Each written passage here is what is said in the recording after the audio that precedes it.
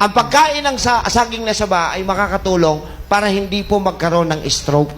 Ang mga pasyente na napaka-prone na tamaan ng stroke ay yung mga may maintenance para dun sa sakit na hypertension o hypertension. Ito ba ang magandang na itutulong sa kalusugan ng Saba. kilalang kilala natin sa Pilipinas bilang saba? Saging na saba.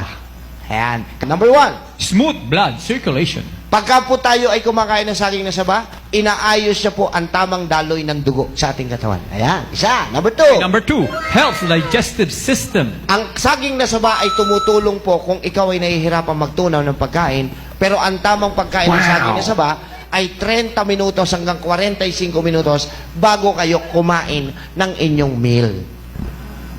Number 3. Okay, maintain eye health. Eye health. Malaki rin po na itutulong ng saging na saba para po ayusin ang patuloy na paglinaw ng ating mata. Patuloy na hindi lalabo yung mata.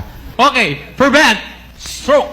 Ayan. Ang pagkain ng saging na saba ay makakatulong para hindi po magkaroon ng stroke. Ang mga pasyente, lalo na yung mga may high blood.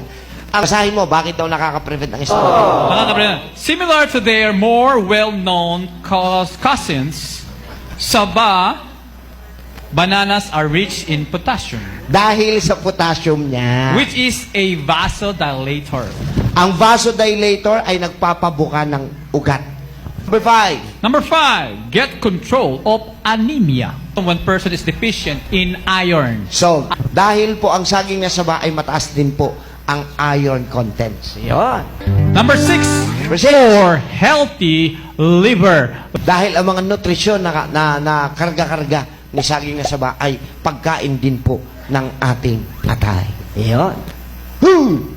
Next, good for diabetics. Parang- The fiber contents of the fruits is beneficial for diabetes.